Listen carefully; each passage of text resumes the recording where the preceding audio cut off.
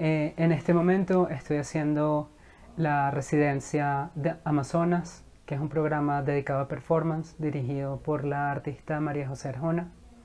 Es un programa de 10 meses que se encarga de explorar e investigar sobre el cuerpo desde muchos campos diferentes. Somos 6 participantes y todos vienen de campos bastante diferentes, desde las artes plásticas, diseño, paisajismo, música. Tengo una formación de arquitecto.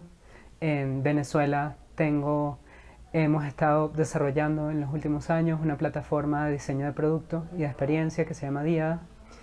Y desde que llegué empecé a trabajar en prototipos limitados y empecé a tomar conciencia de los materiales y de la eficiencia que tenía que tener cuando los recursos eran más limitados estando acá.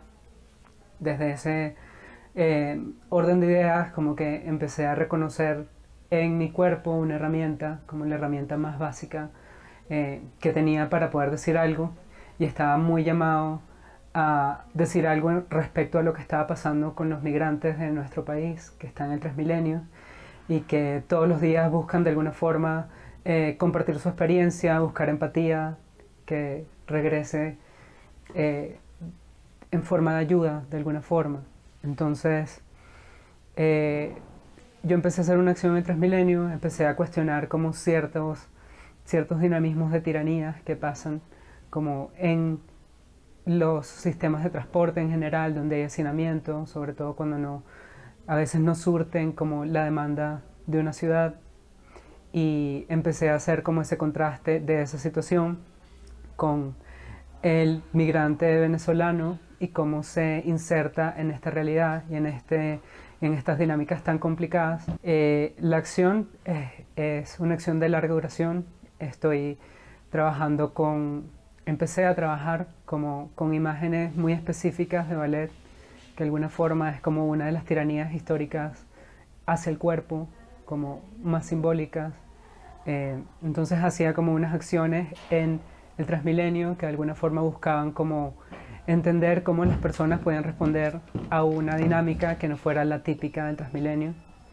Eh, Después aplico en Flora y empiezo a desarrollar este programa desde eh, otro gran abanico de herramientas como burlesque, eh, dinámicas de danza de contact, anti-contact, que es como una teoría que está desarrollando un artista colombiano, Alejandro Penagos.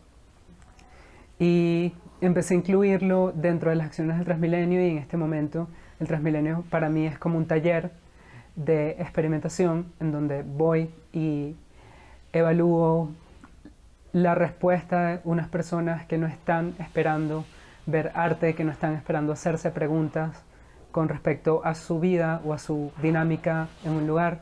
En Venezuela no había tenido como una eh, voluntad consciente de hacer performance como performance, pero cuando salí de arquitectura empecé cada vez como a cerrar la escala. Empecé a trabajar primero como en edificios de viviendas unifamiliares, que fue el proyecto de la casa de Cheronahue. Después eso se transformó en mobiliario. Terminé después apoyando un par de marcas de amigos de diseño de moda, y terminé también haciendo dirección de arte para varias campañas de varios emprendimientos creativos con varios fotógrafos. Entonces la escala siempre se estuvo como progresivamente, a medida que fui como desarrollando mi trabajo creativo, acercándose más al cuerpo. Y tenía como una necesidad de transmitir unas ideas desde el cuerpo, pero nunca había tenido como una voluntad de ser yo quien estuviera agenciando el cuerpo en primera persona. Esta situación del Transmilenio y esta austeridad de materiales me hizo entender que mi cuerpo era como lo más elemental que yo tenía para hacer una acción, que no necesitaba hacer algo plástico para poder decir algo. Y empecé como a hacer estas acciones también como una necesidad. O sea, yo necesitaba decir algo o hacer algo al respecto para empezar a dialogar o a colaborar con los migrantes de Venezuela.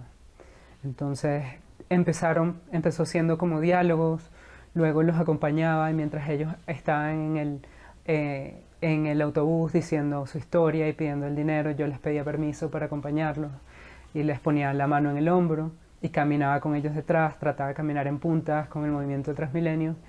De alguna forma buscaba como que se visibilizara la situación de cada una de las personas que estaban allí hablando, porque pasa mucho y no es una cuestión del Transmilenio, sino una cuestión de los sistemas de transporte público, de estas escalas en las ciudades, y es que la gente se aísla y es fácil como encerrarte en un libro, encerrarte en tu teléfono, en la música que quieras escuchar.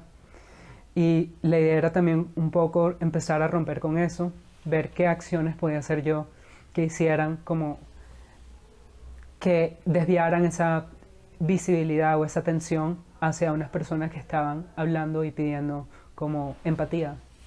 Sobre todo, una de las cosas que empecé a incluir, yo creo que son dos vertientes básicamente.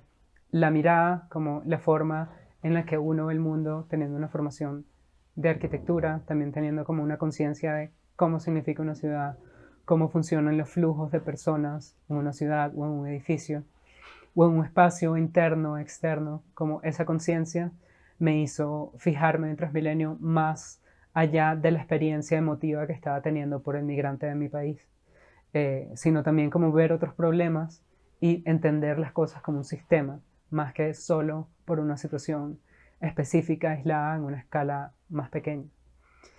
Desde ese punto de vista, creo que sí, como el ver las cosas como una formación de arquitecto, definitivamente.